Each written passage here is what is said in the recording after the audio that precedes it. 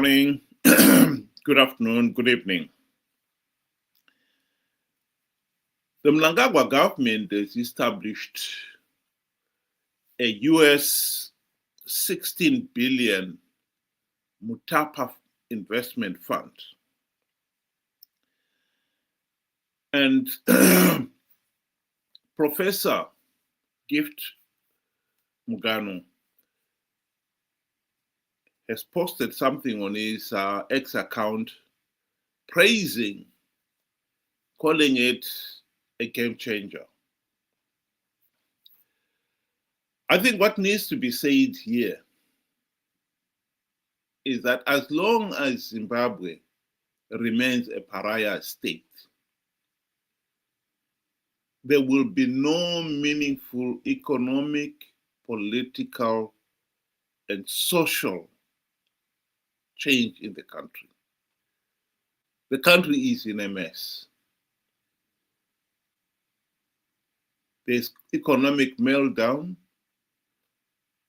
There's political paralysis. And millions of our people are living in abject poverty.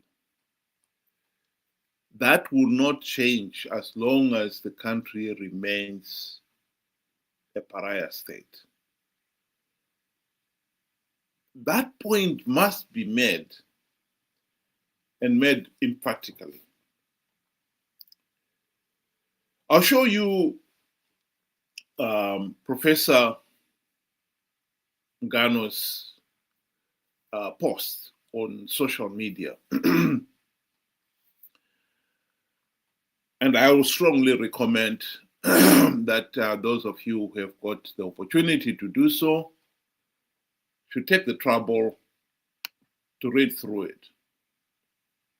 Because I think it raises some interesting points. In it, as far as I'm concerned, the most probably key point he raised is when he admitted that the investment fund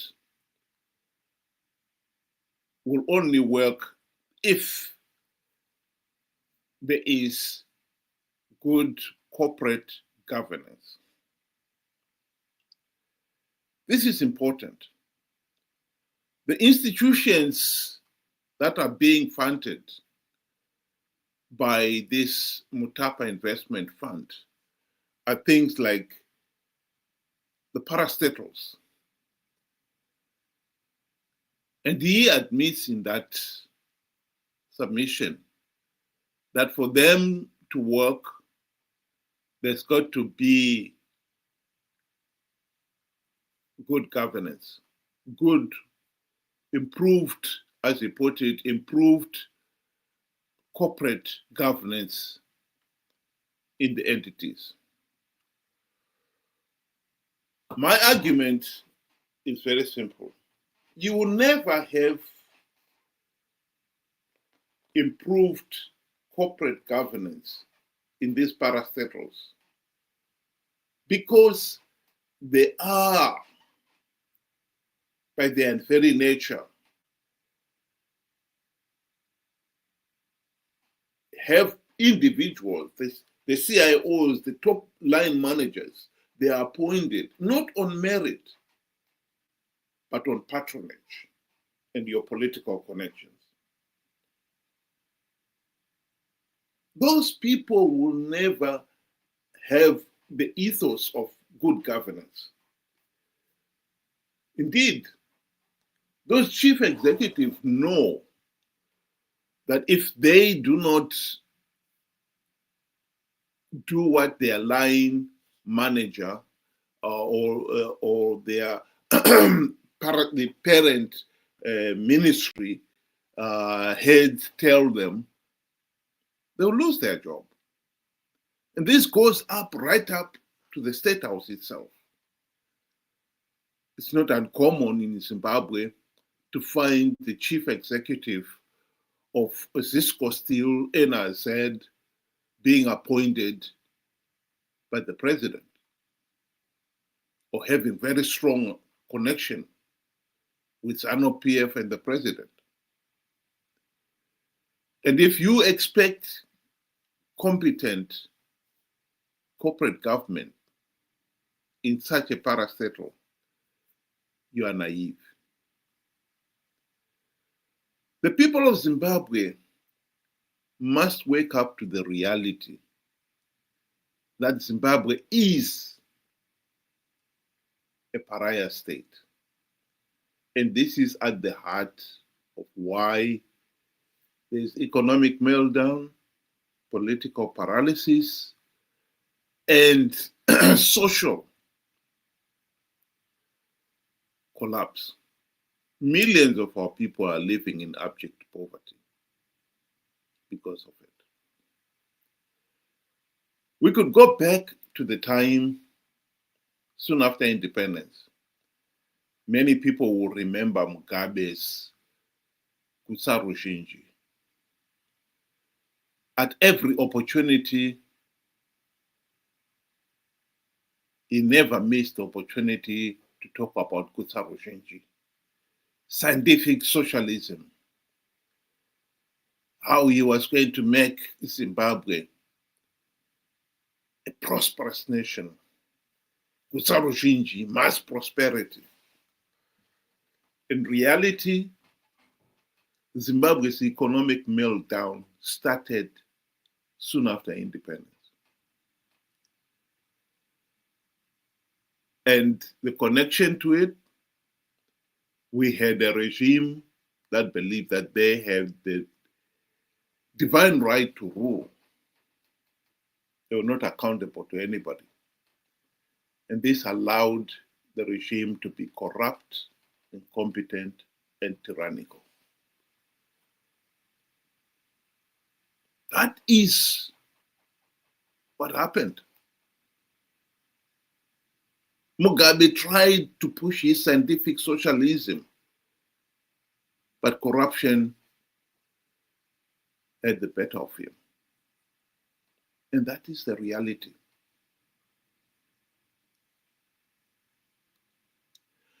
We had a situation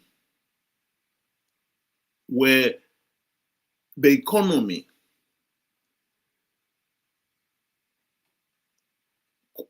melted down to the point where it shrunk by a staggering 50% in the period 2000 to 2008. At the back of the regime seizing farms from the white owners to give them to the politically connected and a few of the ordinary people. And the agricultural sector collapsed. And this was also fueled by the money printing madness of that time. We saw inflation soaring to nauseating heights of 500 billion% by the end of 2008. Kutsarushinji, yeah, right. It was mass poverty.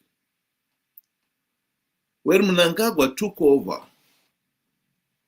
from Mugabe following the 2017 military coup, he too was cocksure that he was going to fix Zimbabwe's economy.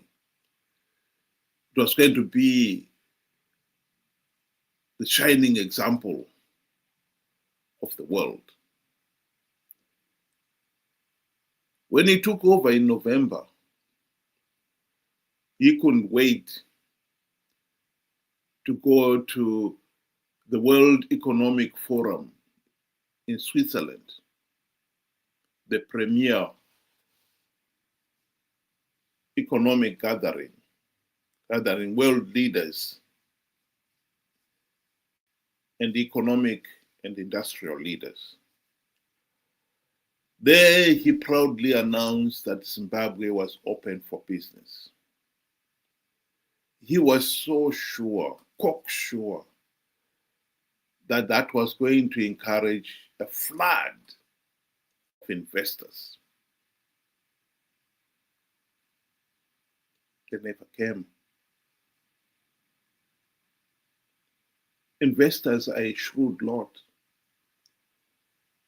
They knew what had happened following the military coup was nothing more than musical chairs, where one dictator was removed and replaced with another.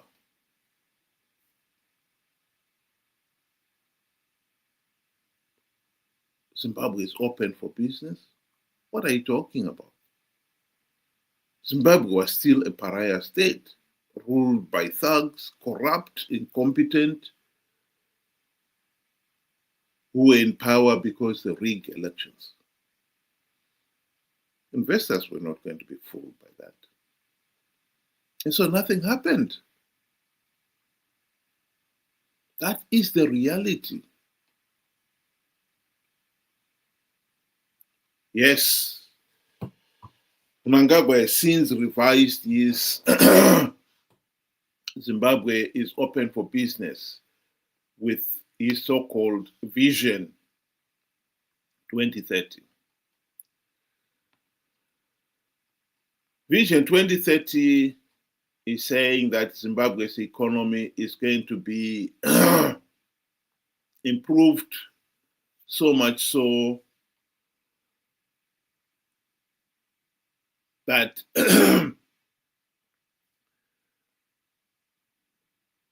the current GDP per capita of 2000 will be increased to 6,000, making Zimbabwe an upper middle income nation. That's Vision 2030. The truth of the matter is Mnangagwa has been in power for 8 years already. There's not been any economic improvement. If anything, things are even worse. Corruption was bad during Mugabe's time. Now it has gone into overdrive. Mnangagwa is spending money as if there's no tomorrow. And all of it from selling the nation's assets for a song. There is no investment going on. All these expenditure are not helping grow the economy. This is a dead end. You spend billions of dollars on expensive cars like Rolls-Royce, Mercedes-Benz. For what? To what end and purpose? We need to revive the Zimbabwe economy. And instead, we're spending money on luxuries. This is absolutely, utterly nonsensical. And yet Mnangagwa still wants to maintain that he is delivering Vision 2030. It is a mirage. Recently, while he was addressing the State of the Nation address, reality, he was forced to face up to the reality. Saka iko zvino magetsi avako, there's no more load shedding. Saka vachiona kana munhu akabuya achiti nyama yabora ine madzake, muti ngave naye nenyama yabora tigomukatsva. Kasongo yeye mumbali nanga kasongo mbona wewe songa libala oh yeye Kasongo mbona wewe kasongo mbona wewe mbali nanga kasongo mbona wewe songa libala oh yeah.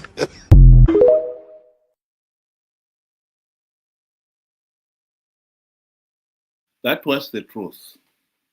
Sometimes reality overrides rhetoric and propaganda.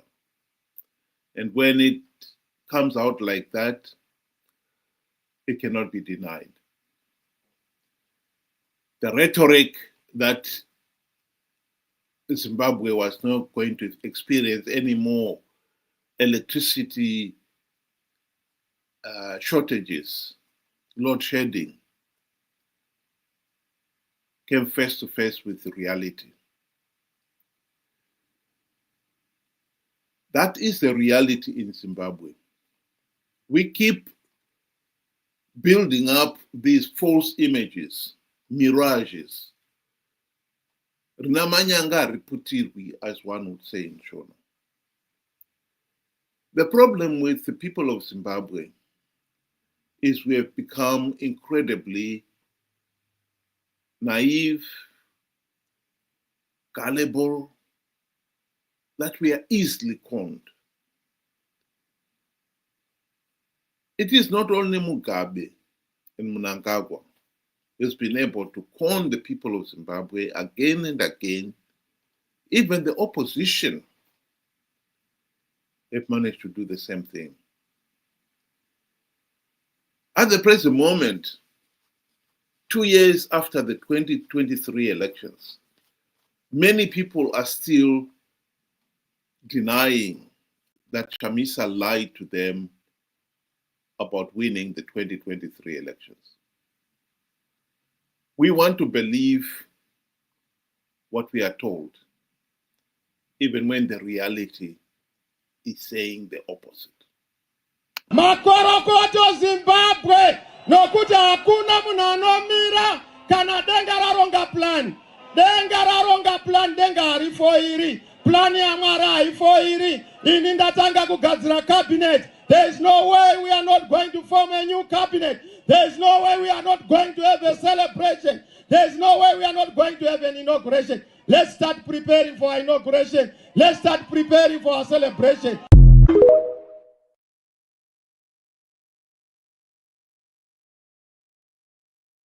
The truth of the matter is, we cannot deny that Zimbabwe is a pariah state. And as long as the country remains a pariah state, nothing will change. As much as this so-called Mutapa Investment Fund is concerned, I think it is just another opportunity for the ruling elite to loot and loot the will. The individuals will be appointed to manage these institutions funded by the Mutapa Investment Fund, will be appointed on the basis of their patronage and political connection. And to think that it will be a game changer is, to say the least, naive. If we in Zimbabwe are serious about changing Zimbabwe, we have to accept that we need to change our governance system first. No one should ever believe that they have the divine right to govern Zimbabwe. And by the same token, every Zimbabwean must have a meaningful say in the governance of the country. The right to free, fair, and credible election is more than a right. It is the essence of good governance. What is killing Zimbabwe today is 45 years of bad governance. Think about it. Thank you very much. Have a good afternoon.